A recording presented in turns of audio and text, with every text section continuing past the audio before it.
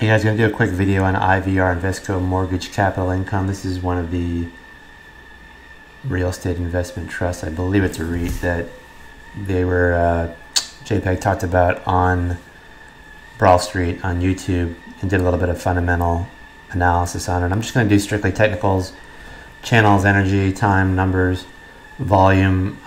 We know the name of the game. The pile-on effect for anything that hadn't run in the market. We saw that Dash for Trash, Norwegian Cruise Lines, all the beaten down. I'm not calling Norwegian Cruise Lines trash by any stretch of the imagination, but the airliners, anything that hadn't moved. It was airlines, hotels, real estate, and we caught those moves. We talked about them. The problem is that when we look at important areas on IVR, you'll see the close of the original bounce was here, so we need to take that into effect. That's part of the channel line. A little bit of an outlier close down here. We're not really interested in that one.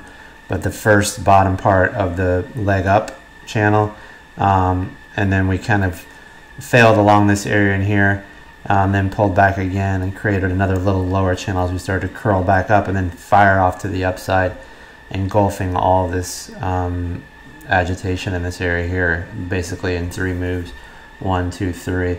The problem is it closed halfway down the channel line, so obviously we're not expecting a follow through move when you're up, you know, what, 60-70% in one day, from 480 to 830 to, like, what is an 80% move. So we get it, but the problem is we would expect to pull back to the top of the channel, the prior channel, which we closed right on there, even though we pushed through intraday, which wasn't a good sign either. And then we kind of pulled back a little bit below the 50-day, or right on the 50-day moving average. I'm using a 45, and then we kind of put a few tails in there and then hit the upper channel again on the opening, and they sold off again.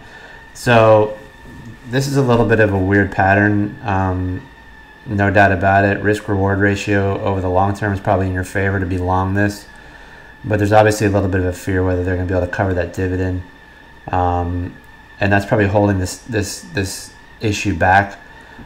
Personally, I don't like this chart formation here, and there's only one main reason, is that the market is close to the top end of its channel. And this can barely get out of the top half of the intermediate channel here on the low end of the trading range. So, you know, I'd like to see this get back above this channel and hold before I'd be really interested in buying that. I'm not sure if that dividend's safe, but they're definitely, the market's not believing it right now. Obviously, this thing would be a lot higher if it were, especially where the market's trading at. This one really has not performed well, other than this big FOMO move that happened, and then they sold into it, and now it's kind of trying to find a middle ground here somewhere along the 50-day moving average. There's also a little bit of a momentum pivot from this point here that kind of traverses the downward trend from the upward trend. So at least in that part, it's holding that channel. So if you were long this issue, we probably wouldn't want to see it close, which coincidentally coincides with that 45 50-day moving average, but you kind of want to see it hold this channel on the bottom, and I think you could actually buy it along this channel.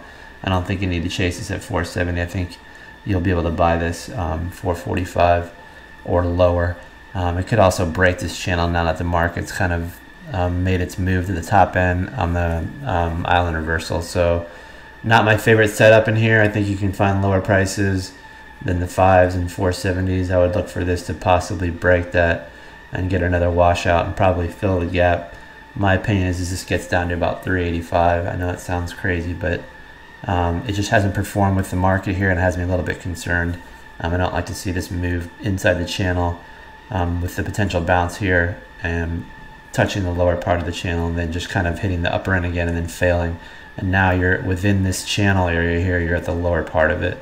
So I think this is susceptible for lower prices.